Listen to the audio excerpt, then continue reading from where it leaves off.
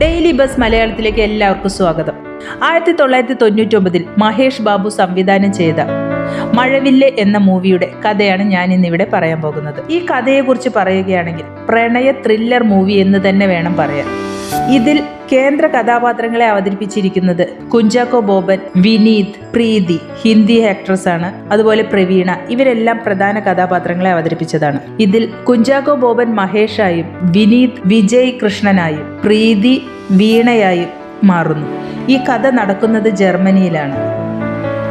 സുഹൃത്തുക്കളെ പോലെ കഴിയുകയും പരസ്പരം ആഴത്തിൽ സ്നേഹിക്കുകയും ചെയ്തിരുന്നവരാണ് മഹേഷും ഭാര്യ വീണയും. വിജയ് കൃഷ്ണന്റെ പ്രണയിനി ക്യാൻസർ ബാധിച്ച് മരിച്ചതോടെ വിഷാദത്തിനകപ്പെട്ട വിജയ് കൃഷ്ണനെ അതിൽ നിന്നും കരകയറാൻ സഹായിക്കാൻ എന്നോണം പുതിയ അന്തരീക്ഷത്തിൽ കുറച്ചുനാൾ തങ്ങളോടൊപ്പം താമസിക്കാൻ മഹേഷ് നിർദ്ദേശിച്ചു.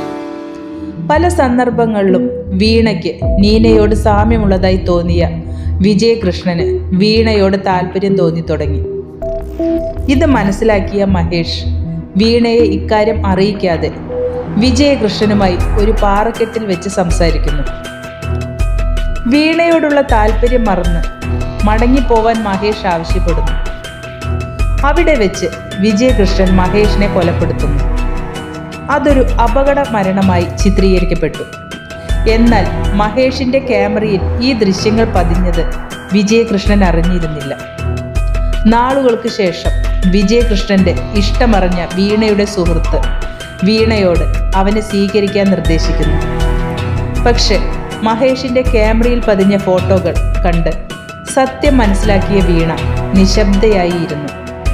പിന്നീട് വീണ അവനെ വിവാഹം ചെയ്യുമെന്ന് അവൾ എല്ലാവരെയും വിശ്വസിപ്പിക്കുന്നു. ഒരു ദിവസം മഹേഷ് കൊല്ലപ്പെട്ട അതേ പാറക്കെട്ടിലേക്ക് അവൾ വിജയകൃഷ്ണനുമായി ചെന്നു.